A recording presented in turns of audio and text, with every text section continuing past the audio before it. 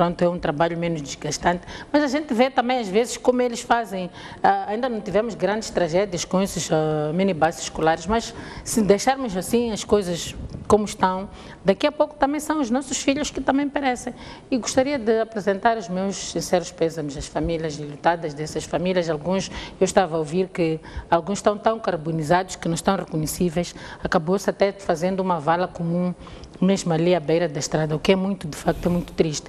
E eu não sei porque que está-se a fazer, bom, está-se a fazer a vala comum exatamente porque não estão a conseguir identificar os corpos, mas estão a dizer que também não estão a conseguir identificar, parece que algumas famílias, eu não sei bem, não percebo bem como é que algumas famílias ainda não estão identificadas, porque se eu tenho um familiar que está a fazer uma viagem e eu ouço dizer que tem um acidente, certamente que eu próprio, como família, também tenho que chegar junto a uma esquadra, junto a uma administração para poder dizer que, olha, eu tenho um familiar que viajou nestas condições e não sei o quê.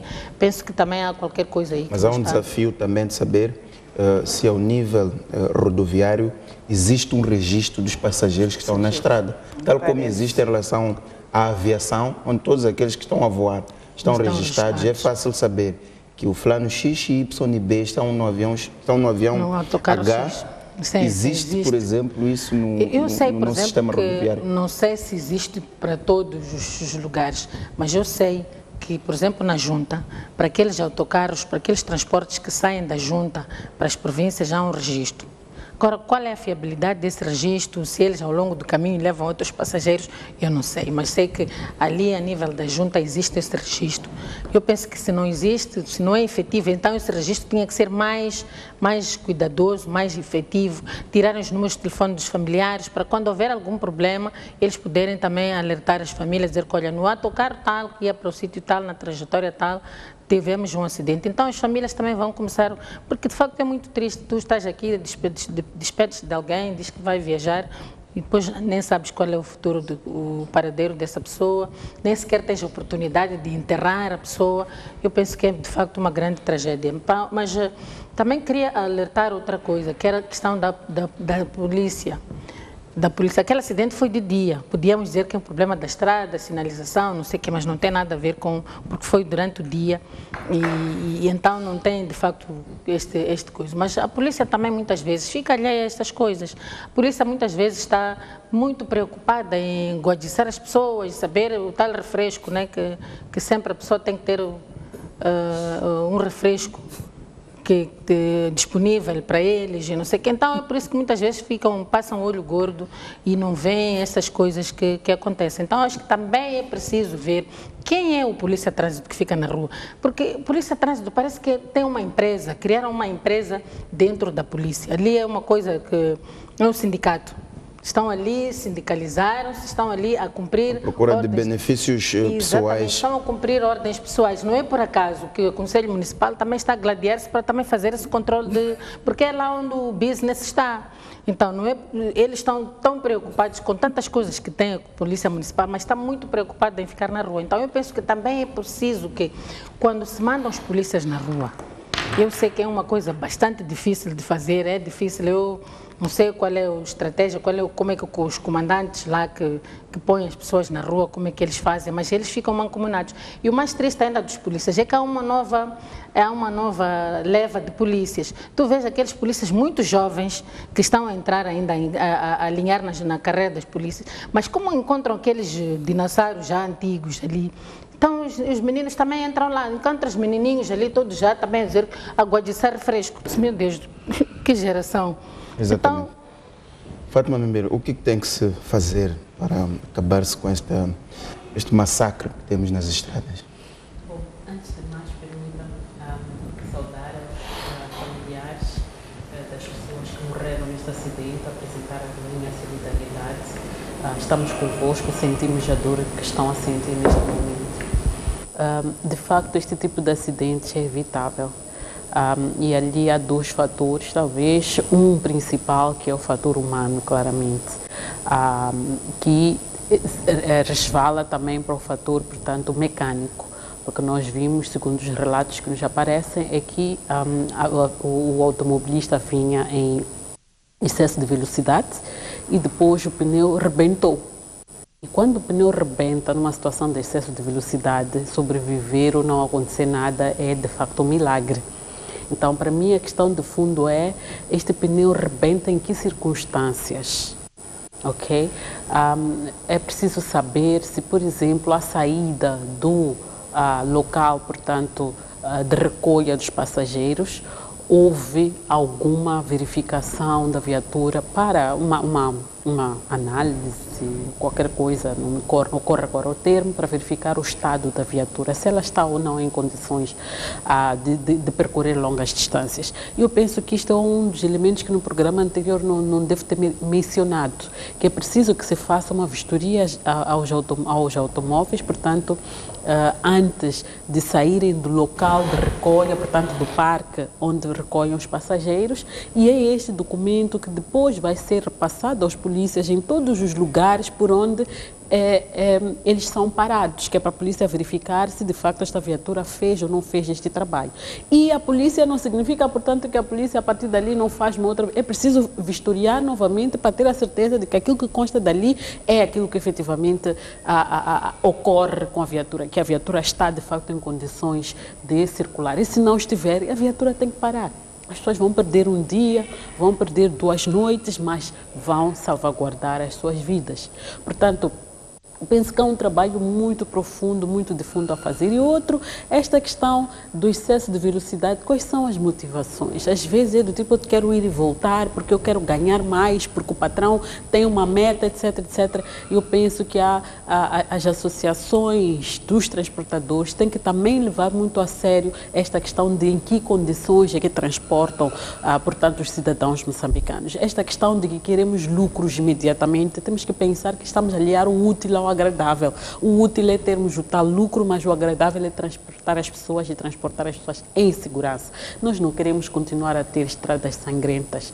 Quando começa-se a dizer, a Organização Mundial da Saúde começa a dizer que os acidentes de viação em Moçambique começam a ser um problema de saúde pública, uma das principais causas de mortalidade, gente, temos que nos pôr a pau, e a intervenção de todos nós, não só de nós que estamos aqui a falar, não só do INATER como regulador, não só dos ministérios, não só do governo, mas também dos investidores, também dos transportadores, porque no final do dia são servidores, embora numa outra vertente que não vive do dinheiro público, portanto do imposto das pessoas, mas daquilo que é o pagamento que as pessoas fazem para ter um trabalho de qualidade, para chegarem em saúde e segurança aos seus destinos.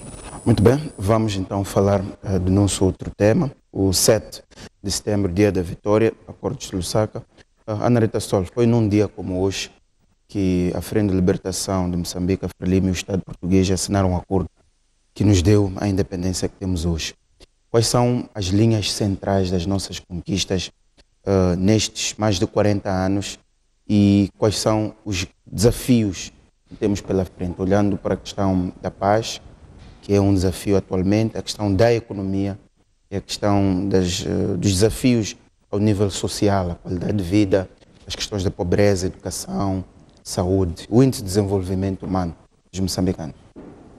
Bem, naturalmente, um dos principais pressupostos para assinalam esta data é, a partir daí, ter sido aberta a possibilidade de Moçambique se tornar independente. E, afinal, é a razão pela qual, durante 10 anos, houve essa luta, que chamamos luta de libertação nacional, entre os moçambicanos e o regime colonial. Portanto, a partir de 7 de setembro, criou-se as condições para que, efetivamente, o território delimitado com o nome de Moçambique, no mapa de África, passasse a ser livre em termos de terra e homens, politicamente, portanto, e a partir daí se colocaram a Moçambique grandes desafios. E um dos desafios, para além do que se confirmou com o içar da bandeira 25 de junho, o principal desafio foi depois a libertação econômica do país.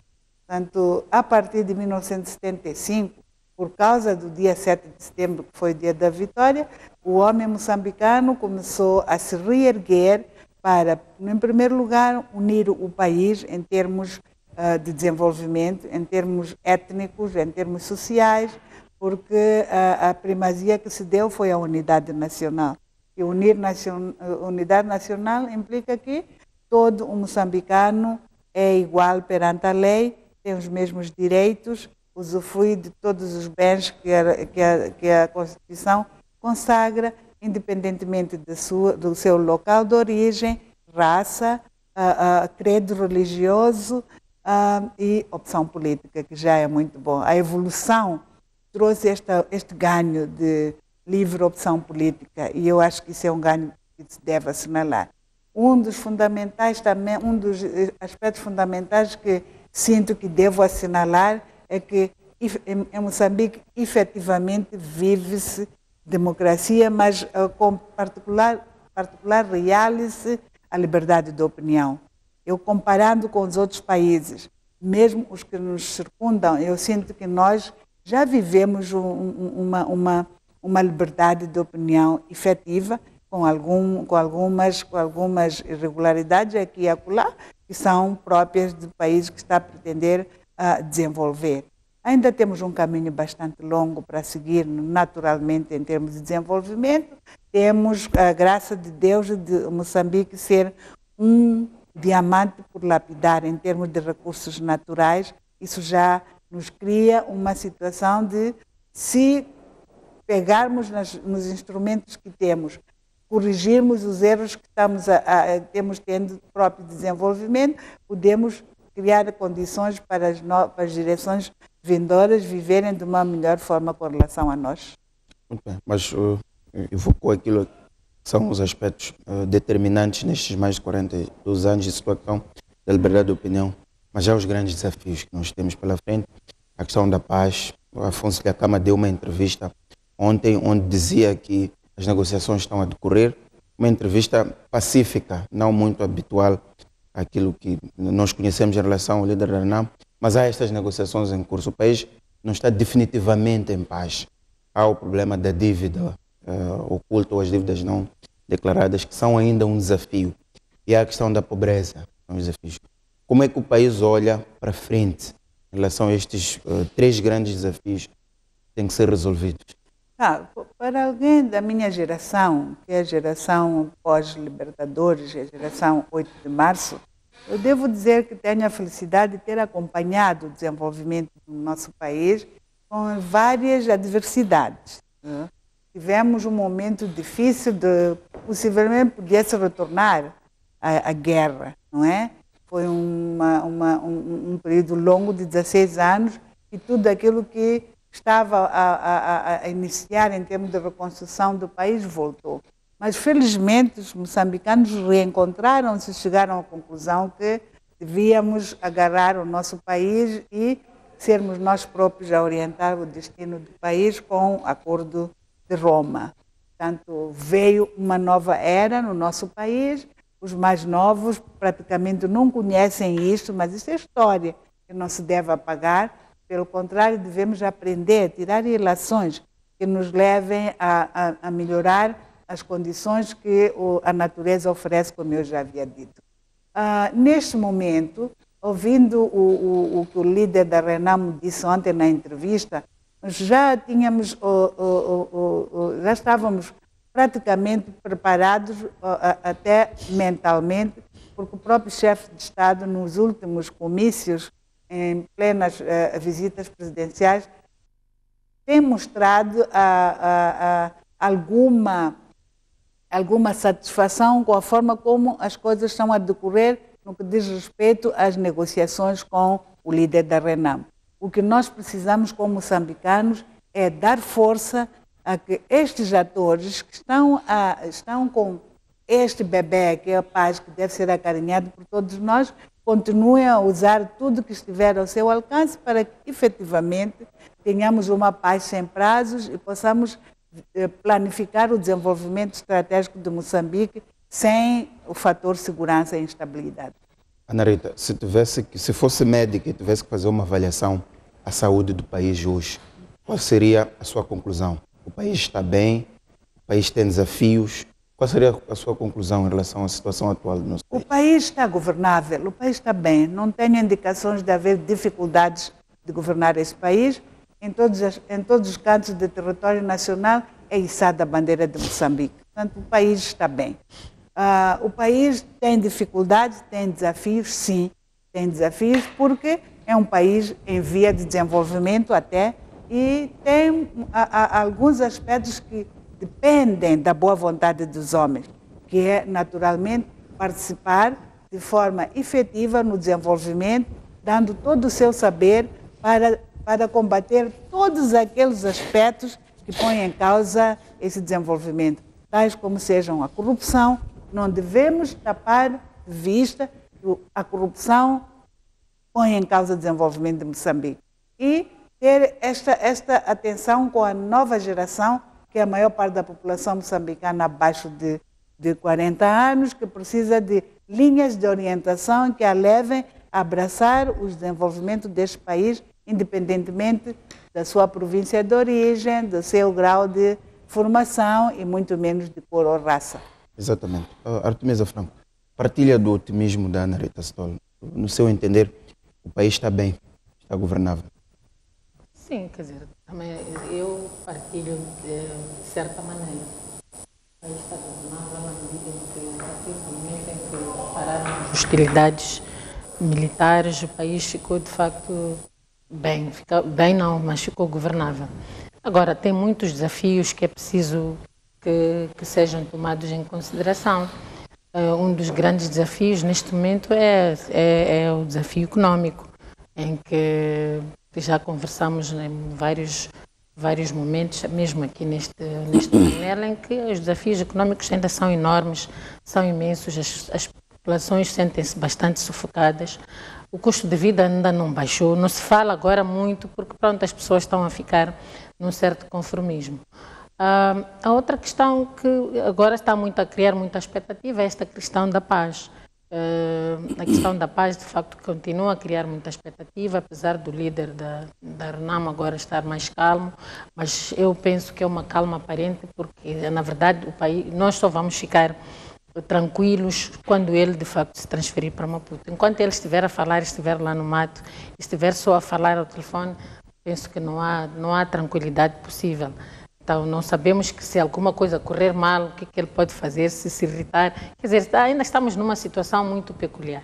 Agora, eu penso que é verdade que é de comentar e saudar o presidente Nyusi e o próprio presidente da Câmara, a maneira como eles estão a fazer que o processo ande.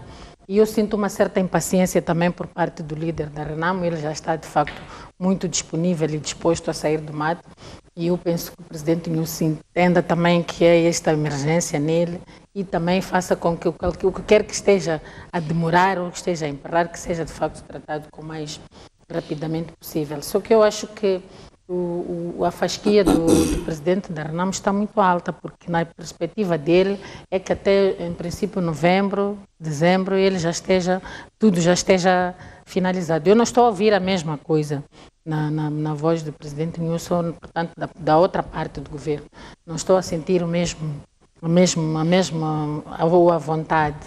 Então, penso que é uma questão que tem que ser acautelada, porque eles têm que, como já têm chegado, estamos chegados ao momento em que eles têm que estar em mesma sintonia.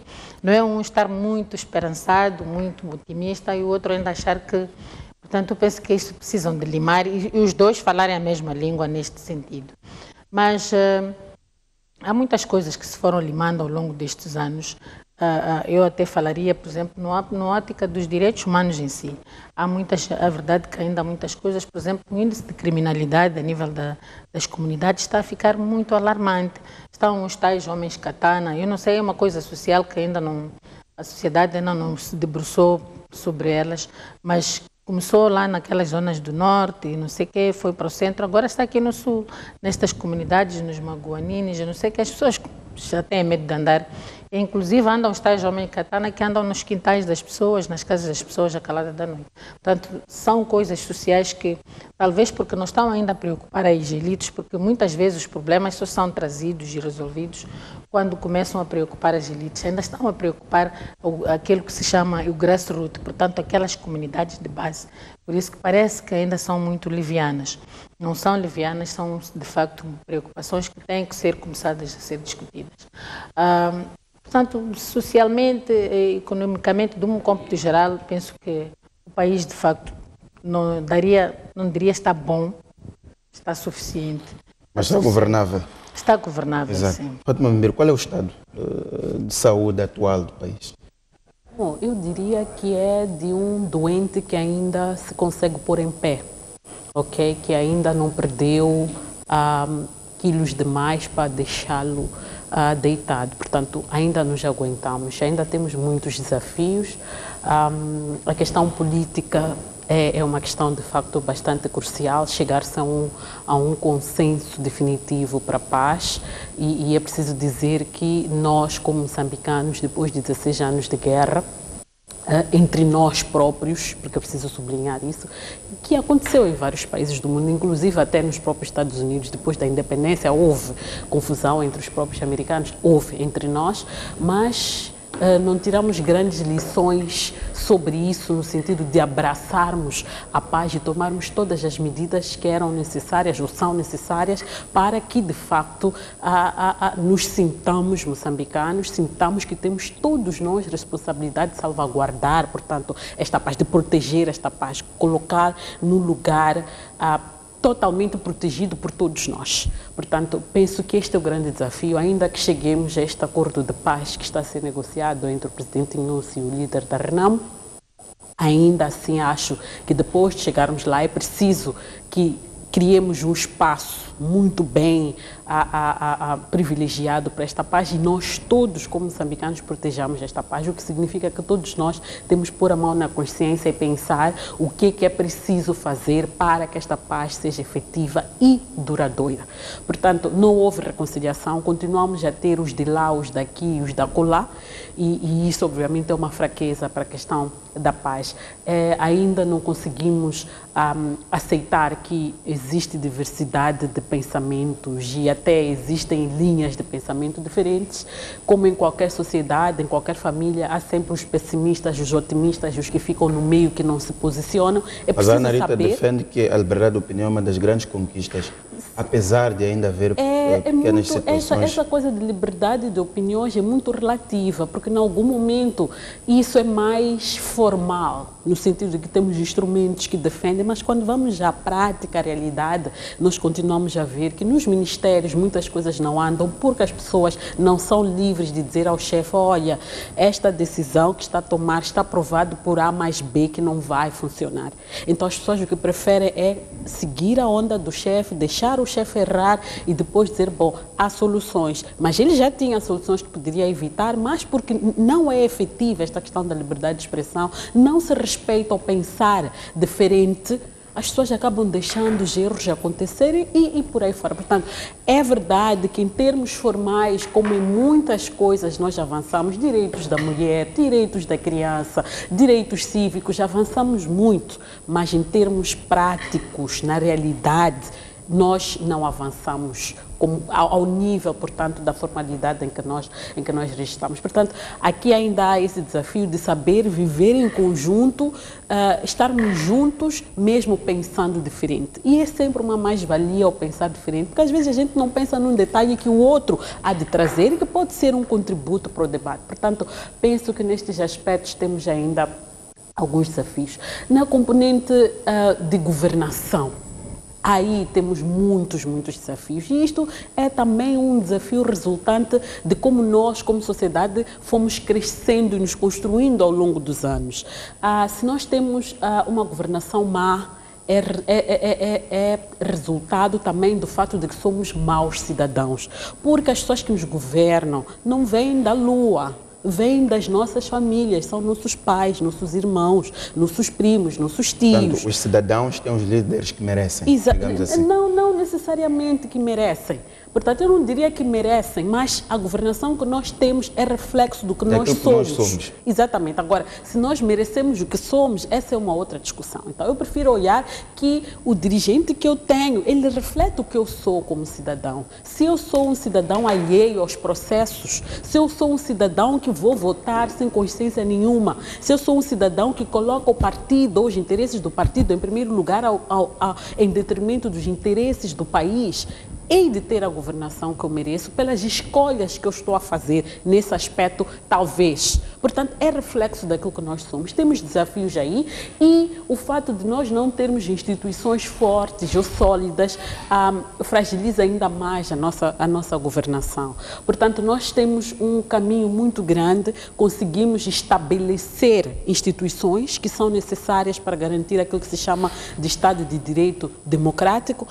Entretanto, não conseguimos garantir que estas instituições funcionassem ao nível ou para garantir que esse Estado de Direito democrático fosse efetivo. E isto é resultado um pouco de como nós construímos estas instituições. Nós construímos um pouco à medida, portanto, do interesse que nós temos. É no sentido de que fomos criando aquela ideia de que as pessoas estão lá, foram investidas, portanto, para estarem lá, pelo presidente, e o presidente representa um grupo, logo aquela pessoa tem que servir os interesses. Então nós temos que evoluir como cidadãos, como servidores, essas pessoas indicadas, e perceber que o presidente da República, embora esteja lá a defender interesses de um grupo, que ele se candidata em nome de um grupo, no final do dia ele está lá para servir aos moçambicanos, para representar os moçambicanos. Logo, é ele que veste, ele foi vestido desse poder para me indicar, mas não para servir aos interesses dele, mas aos interesses dos moçambicanos. Então temos ainda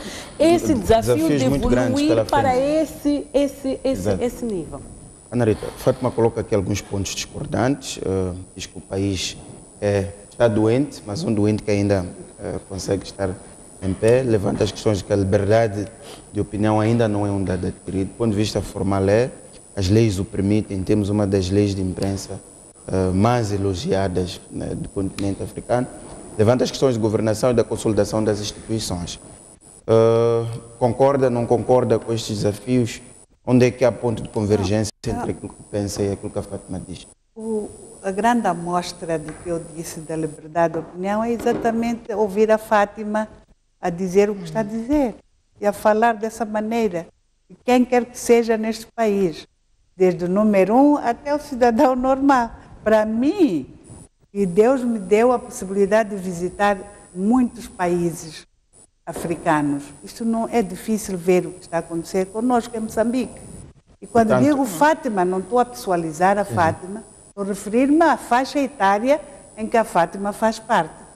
E tenho a amabilidade de estar com ela nos debates. Para mim, este é um exemplo de que a liberdade de opinião em Moçambique é mesmo efetiva. E as coisas têm que funcionar. Por isso é que existem, de 5 em 5 anos, de acordo com a lei, os processos que se chamam democráticos em países em que abraçam pela Constituição a democracia como o nosso. E está a funcionar. Ora, seria desonesto de qualquer moçambicano, e particularmente da minha parte, dizer que tudo está bem. Então não há desafios, tem que haver desafios. Tem que haver desafios. Eu quero ver o meu país melhor. Eu quero ver Moçambique melhor. Eu quero ver melhores condições para, primeiro, para todo cidadão. Segundo, para esta classe ou este grupo de concidadãos nossos, que hoje dizemos que são da terceira idade, mas que carregam sobre si todos esses problemas desde 1975 até hoje.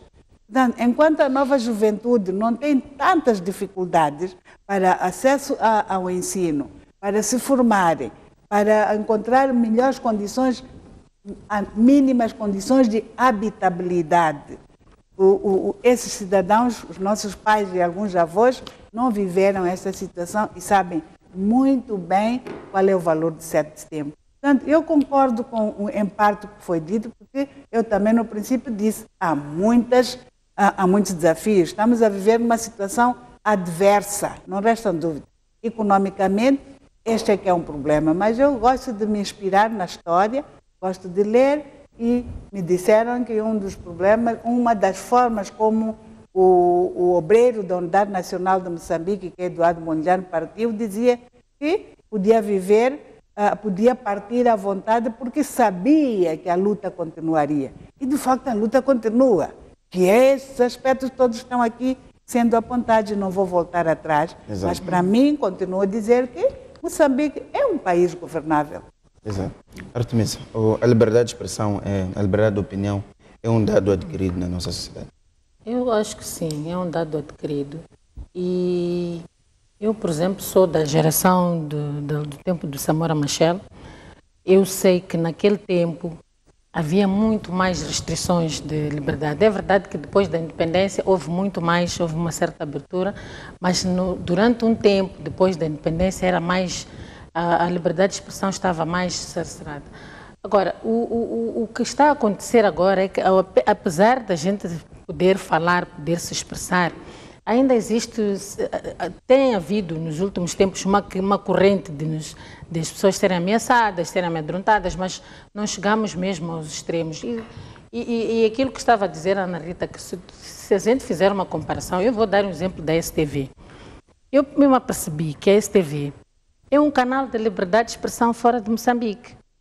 As pessoas assistem a STV, mesmo o nosso programa aqui, por exemplo, em Angola, um programa muito popular, que eu até não sabia. Porque para eles, por exemplo, é um exemplo, para eles, por exemplo, é uma medida. Há muitas coisas que a gente vê numa televisão, diz, fala, mas que, por exemplo, para eles já não é permitido. Há mais escutas telefónicas, há mais controle, há mais, sei lá, há uma série de coisas que eles não fazem. É um exemplo que eu estou a dar, mas eu considero que nós já chegamos a um patamar que seria bom se continuássemos a desenvolver. Estas correntes, agora parou um bocadinho, mas houve esta corrente de ameaças. Mesmo nós aqui no programa mandávamos mensagens, afinal vocês não são camaradas e não sei que coisas assim. Mas que nós podemos nos expressar. E onde é que tu vês? E não é só aqui na STV. Veja, por exemplo, se acontece alguma coisa popular, as pessoas nem pensam duas vezes, vão ao balanço geral, chegam ali, partem a louça, falam, porque meu filho, porque as pessoas falam, as pessoas podem falar e não ter sevícias. Então, eu penso que nós já atingimos. É preciso também sabermos valorizar aquilo que nós temos e conquistamos. Para mim, o grande problema, já está falado, não vou repetir, por exemplo, seria a gente poder colmatar este problema da corrupção, para além da paz, que é uma doença muito, muito séria. Agora, liberdade de expressão, para mim, não. Eu acho que sim. Fátima, está convencida? A Ana Rita diz que as suas intervenções refletem a liberdade de opinião que existe no país. Nós, como moçambicanos, temos um hábito, talvez não muito bom, de generalizar. Quando nós vemos pessoas a falarem na STV, pensamos que todos em Nicoadala, em Nipepe, falam à vontade, mas as pessoas não falam. Quantas vezes as pessoas, por exemplo, nas visitas do presidente foram impedidas de ir falar? Ou quantas vezes já pré-listas, portanto, de pessoas querem falar coisas pré-acordadas? É disto que nós estamos a falar. Mas, Fátima, obviamente que... Não generalizar é isso. Eu participo em visitas presidenciais. Isso. Eu nunca vi em Inhambane isso. E é proibido. Tem que deixar a pessoa dizer o que quer. Então, nos distritos, no meu trabalho, ando nos distritos, durmo no distrito, em Panda, em pensões, e vejo. Agora, o impacto sociocultural ou a educação tradicional, que ainda afeta, porque ainda temos problemas sérios de analfabetismo também. Isso limita. Mas eu não vejo, sinceramente, o que vejo no Zimbábue, na África do Sul. Não se compara. Eu não comparo. Mas vamos deixar a Fátima explicar. Eu concordo que ela complete. Exato. Vamos a isso. Eu fui jornalista há 10 anos no CIPO e eu cobri várias visitas presidenciais. Eu também visitei de palmo a palmo este país. E eu acompanhei várias situações dessas. Nós estamos a evoluir. E como jornalistas vimos, inclusive, situações até em que nós já íamos atrás dessas pessoas mesmo para ir ouvir, portanto, paralelamente à proibição que lhes tinha sido feita. E denunciava-se. Sim. O ponto aqui isto é um reflexo, quando a gente diz liberdade de expressão das pessoas, não é a pessoa poder sair da televisão falar de um caso pessoal dele, é poder falar sobre questões da vida do país com toda a liberdade. À vontade. Exatamente, é disto que nós estamos a falar. Certo. Nós estamos aqui no programa, mas se nós formos a vários distritos deste país, nós vamos ver que há muita gente, muitas rádios comunitárias sofrem ameaças, até são encerradas por causa desta questão do espaço, da abertura para falar abertamente sobre as coisas. Obviamente que isto, enquanto há uma franja da sociedade que começa a ter consciência de que os meus direitos, de que os meus direitos de facto não dependem, não devem ser, não dependem da autorização de uma terceira pessoa, há uma franja da sociedade, e eu sou parte dessa franja da sociedade, compreendo isso e não me importo se concordo ou não concordo, se me deixam ou não me deixam, é meu direito, eu tenho consciência do meu direito e vou até as últimas circunstâncias. Mas nós fazemos uso daqueles 60% de moçambicanos analfabetos que não conhecem os seus direitos, e é dever do Estado, inclusive, fazer conhecer esses direitos a essas comunidades. E estamos a falar destes grupos, e são uma maioria na nossa sociedade. Mas então não podemos dizer que em Moçambique a liberdade de expressão é efetiva. Ela é relativa. Exato. Ela é relativa. Vamos ouvir a e é um desafio. Obviamente mas que nós todos dissemos que é um desafio e a tendência é crescente. Sim, mas o que se está... Não é decrescente. Isso. Anarita, Eu também só queria dizer que, Franco, se calhar o que nós temos que dizer é que a proibição ou o cerceamento da liberdade não é estrutural, não é institucional. Não existe sistema em que diz que dizem que, olha, não diz isto, porque se fizeres isto, a lei está aqui. E existem países em que se faz isso. Então, as pessoas podem falar, se há cerceamento, são pessoas, é um grupo de pessoas, mas nós não podemos imputar isso a um sistema. Eu acho que temos que ser justos. É por isso que eu digo que formalmente... Não vamos imputar isso a um sistema, dizer que existe sistematicamente em Moçambique o cerceamento de liberdade de expressão. Existem em Moçambique pessoas, focos de pessoas que ainda querem, dentro da economia, do governo, que querem cercear a liberdade. Nas aldeias, eu também estou como ela, também andei este país de leste a leste. Todo o país eu conheço, eu também conheço este país e conhecer de vários anos. Então, esta coisa que ela está a dizer das rádios comunitárias, se vê, as rádios comunitárias até trazem aquelas histórias populares de dentro das casas das pessoas. Então, não é justo generalizar, dizer que as rádios comunitárias estão... Não é verdade. Fátima, mas não existe sistematização de cerceamento. Existem pessoas que se intrometem nos assuntos dos outros, que se intrometem nos assuntos do Estado e querem criar a imagem do que o Estado moçambicano está a proibir a liberdade de expressão, mas que nós nos expressamos livremente, nos expressamos. Fátima, minuto só para temos mesmo que passar para o outro tema. É por isso que eu comecei por dizer que formalmente ela existe. Ok? Uma coisa é tu teres formalmente previsto isso, as instituições até reconhecem isso, mas vamos lá à prática. Então, Artemisa dizer que é mentira, desculpa, não ponha palavras na minha boca, não se trata de ser uma mentira, porque é uma realidade. Há muitas rádios comunitárias neste país que, de facto, por estarem a trazer debate sobre questões de governação, de facto estão a ser encerradas. Há pessoas que estão a ser processadas por falarem aquilo que pensam. Tivemos muito recentemente uma opinião passada nas redes sociais que os jornais transcreveram e que essas pessoas foram depois processadas e com máxima urgência acima de outros casos criminais mais graves que este país tem porque alguém se expressou. Portanto, continuo a reforçar o que eu disse. Formalmente, nós temos assegurados direitos, mas materialmente ainda temos grandes desafios e é relativa esta questão do acesso à informação. Isso eu sublinho. Acesso à informação é uma coisa. Liberdade de opinião, liberdade de opinião e expressão é outra coisa. É isso. Mas, Fátima, mesmo, por favor, só queria arrematar, não ponha palavras na minha boca, que eu não falei, não disse que era mentira o que estás a dizer. Bom, eu estou a arrematar aquilo que eu acho. Penso que as ideias em relação a este tema ficaram claras. Temos muito pouco tempo, vamos só escolher um dos dois temas que tínhamos por falar. que são as eleições no Quênia. Ana Rita Stoll, quero ouvir a sua opinião, mas sobretudo, quais são as lições que Moçambique pode tirar deste processo, pode terminar deste processo eleitoral? Posso vir assim para eu construir, como estive lá? Vou ser a última? Sobre este tema das eleições, à vontade. Estava a acompanhar a Fátima e entrei. Sim, mas ficamos mesmo por muito tempo e temos que sair do outro tema. Vamos, Fátima, as eleições no Quênia, as grandes eleições, foi um processo que, enfim, o Tribunal Supremo do Quênia decidiu anular o processo eleitoral por vários vícios que nós vimos. Quais são as grandes lições que o país pode tirar? Como é que olha para o papel dos observadores que, em algum momento, chegaram a aprovar este processo? E hoje vem várias situações tentar justificar que ainda não era o veredito final. Bom, na verdade, o papel dos observadores é muito questionável. Nós tivemos até casos em Moçambique também de observadores que tomaram alguns posicionamentos e que, de certa forma, até acabaram frustrando um pouco os eleitores e os moçambicanos.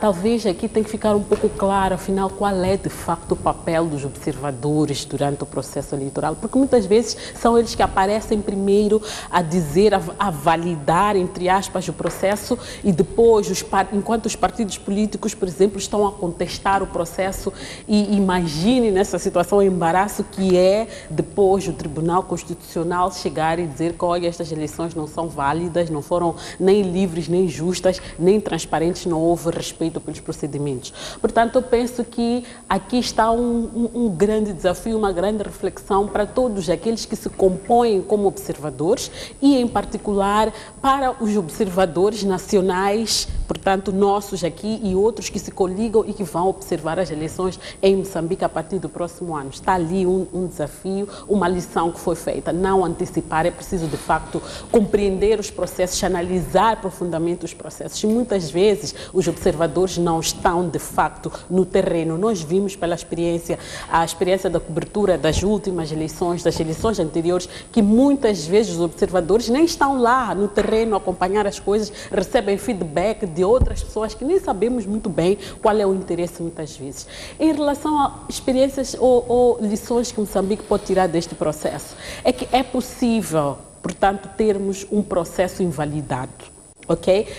E a lição maior é para os partidos da oposição, porque quer me parecer que houve um trabalho de fundo, de responder a tempo, portanto, de intervir a tempo e formalmente bem organizado o processo. Portanto, aqui está uma grande lição para a oposição, que é se organizar, preparar os processos, estar atento, portanto, aos timings. Eles se organizaram para terem o resultado que tiveram. Em relação às instituições que gerem o processo, está claro que as comissões, a Comissão Nacional de Eleições tem que ser, de facto, uma instituição independente. Agora, a questão de fundo e que nós não temos resposta mágica é como é que se garante a independência destes órgãos. Exatamente. Este que é o grande desafio, porque tudo se maquina ali, não é em outro lugar. Não são votos que vêm tipo com um eleitor 50 votos para emitir, não. O processo começa ali dentro da Comissão Nacional de Eleições. Muito então, bem. Aqui é como garantir a independência, como garantir que ela é responsável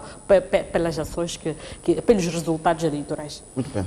Ana Rita Stoll, aqui a Fátima levantar aquilo que acha que são os elementos-chave. A Ana Rita foi observadora das eleições no Quênia em 2007, portanto, tem alguma experiência e conhece, de alguma forma, as dinâmicas do país. Quais são o que nós podemos aprender, tendo em conta até que temos brevemente um processo eleitoral a partir das autárquicas até as eleições gerais? Quando isto acontece, ganha o país, ganham os quenianos. Eu costumo dizer que, neste caso concreto, vamos deixar o Quênia para os quenianos. Eles conhecem muito bem os problemas deles. A experiência que eu tive nessas eleições é que, primeiro, o eleitorado queniano tem uma pesada influência etnotribal. Não se pode comparar com ninguém o que eu vi. Eu vi grupos de eleitores estratificados por regiões. Também é coisa que só vi no Quênia. Então, todo cuidado é necessário. A observação internacional, particularmente aqueles que ficam mais de um mês a observar, também deviam ter um papel de participar no capacity building das instituições. E se fazem até o último pormenor, não partem antes do processo de apuramento terminar com todas essas particularidades. Portanto, é uma lição que eu acho que temos, porque eu confio nos nossos órgãos. Eu acho que todas as lições são para serem apreendidas e ver aquilo que é útil para nós, porque nós não somos uma ilha, vivemos num mundo global. E fazer votos que no Quênia, que é particularmente na região dos Grandes Lagos, não volte à situação que nós conhecemos muito bem, sabendo que hoje em dia a maior parte do eleitorado é jovem e espera-se ali um voto solidário. Portanto, eu só desejo que tudo funcione como deve ser. Portanto, tem receio em relação ao futuro. E que cada vez mais não fiquemos à espera daquilo que é observação internacional, porque exemplos são dados de que nós próprios podemos conseguir resolver os nossos problemas se houver um espírito de diálogo e criar condições para respeitar a opinião do eleitorado. Muito bem. Artemisa Franco também tem experiência na observação eleitoral. O que se pode esperar no futuro? Ouvimos os líderes políticos, o atual presidente, a dizer que não concorda, mas reconhece a decisão do tribunal. A vitória foi mesmo na tangente, foi ligeira. O que quer dizer que há o risco do atual presidente perder as eleições? O que se pode esperar nos próximos 60 dias, quando tivermos os resultados das novas eleições no Quênia? Bom, isto mostra, de facto, a democracia em funcionamento. Mas isto também porque o sistema de administração de justiça no Quênia funciona. O Quênia é um dos poucos exemplos que, para mim, aqui em África, é o Quênia e a África do Sul, que tem um sistema de administração da justiça de facto funcional. Porque penso que em muito poucos outros países, mesmo em Moçambique, eu duvido que alguma vez isto podia ser possível. Já foi membro do... Eu duvido que isso possa ser possível. Sim, eu também estive, por acaso também estive na pré-avaliação no Quênia e nestas eleições, porque agora a União Africana manda missões de pré-avaliação. Todas essas coisas foram ditas e foram aconselhadas ao governo. O problema muitas vezes também não é o governo, o jogo está ali na própria Comissão Nacional. E todo o problema desemboca no escrutínio. Porque o que é que nós observamos? Nós observamos, o observador observa até a mesa, no momento da contagem do voto na mesa, em que se afixa as atas. Depois, agora, aquele processo de transporte, já quando se faz, e depois agora tudo se faz por via eletrônica, onde eles já fazem calcular as percentagens, metem nos computadores, não sei que o observador já não está lá. Então, isto coisa. Mas eu concordo também, eu penso que aquilo que a Fátima disse também chama a atenção, porque é preciso que os observadores internacionais, a União Africana, todos eles, a União Europeia, comecem a prestar atenção quando nós estamos a dizer que foram transparentes, livres e justas, para aquilo que nós observamos a olho nu. Mas as maquinações não se fazem a olho nu, as maquinações se fazem no sistema. Então, é preciso que também os partidos da oposição também prestem atenção. E por que conseguiram no Quênia? Porque a oposição entrou no sistema.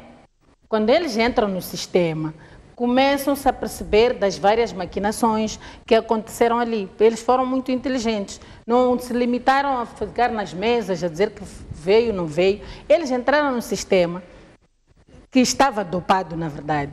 Entraram no sistema e conseguiram se aperceber. Portanto, é isto que eu acho que em Moçambique, não sei. Seria muito difícil de acontecer. Muito bem. O nosso programa tem mesmo que terminar. Agradecer a vossa presença, Ana Rita Sol, Fátima Mimbir e Artemisa Franco. E assim, caro telespectador, até a próxima quinta-feira.